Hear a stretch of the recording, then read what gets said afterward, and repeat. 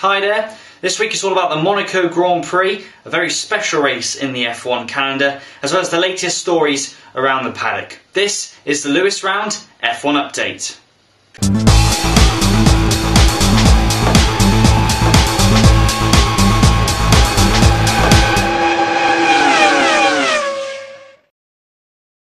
So this weekend is a special event, the Monaco Grand Prix, a challenging race for all the drivers to turn a wheel onto this particular racetrack. Now what I love about this circuit is throughout the years F1 has been cramming down on safety in the sport.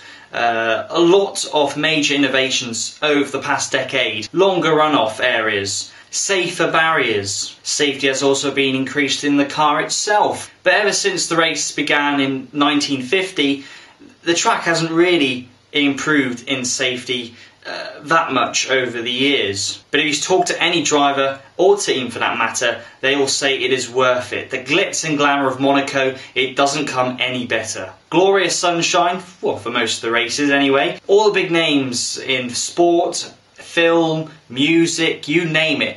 It is the event of the weekend. And for the drivers, probably most toughest on the calendar. 78 laps of the 2.1 mile circuit.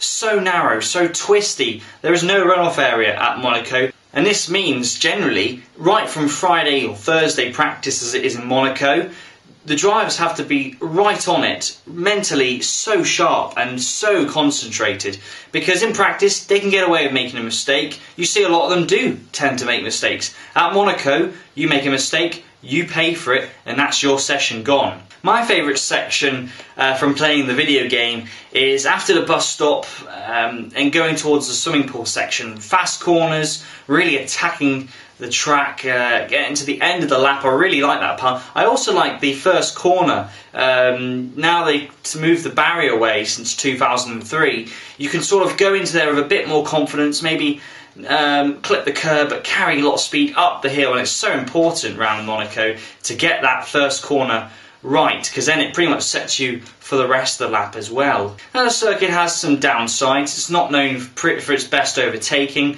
but to me the fact that the drivers have to put in 100% or 110% in concentration, it makes up for it, and the fact it's such a spectacle of a race, whoever wins it deserves it for sure, and for me that outweighs the fact of a lack of overtaking. Last race winner, Pastor Maldonado, he is a very good driver around this track, but however I think it's the turn of Lewis Hamilton to win his first race of the season and to carry on the run of a different driver winning each race so far this 2012 season. I think the Red Bulls will be there as well. They've won the last two Monaco Grand Prix, so I won't discount them. But the fact that this track is so unique and it doesn't really rely a lot on downforce, it's more of a mechanical grip circuit, the driver gets more out of it. It's more down to the driver, perhaps, than in all the other racetracks we go to. So when a driver does well at Monaco, you know then they're a pretty handy driver, which means, especially now, the current season, everyone's so equal. When they get the Pirelli tyres right, the midfield teams can get right in the action. At Monaco, you could predict the young drivers of Perez, Maldonado, Hamilton, Vettel, he's a very good driver there as well. Alonso, always strong. You get them in the mix and you're thinking to yourself, well, we've got some tasty racing going on. And drivers will be able to go flat out. There will be a good qualifying session in Monaco and a relatively good race. At Monaco, you could do a two-stopper, even a one-stopper race, I believe some drivers will do, to be aggressive. And a quick update now, Pastor Maldonado's team Williams, they're all ready for the start of the weekend. Quick reminder, the weekend starts on Thursday with the practice. The Friday is a market day, so it will only be some support races in the Friday morning. F1 action returns on Saturday with third practice and qualifying. And on Sunday, the main race at 1 o'clock English time and 2 o'clock at Monaco. But thank you very much for watching this Monaco special. I'll be keeping you up to date this weekend, this special race via www.lewisroundf1.co.uk and Lewis Round F1 on Facebook and Twitter.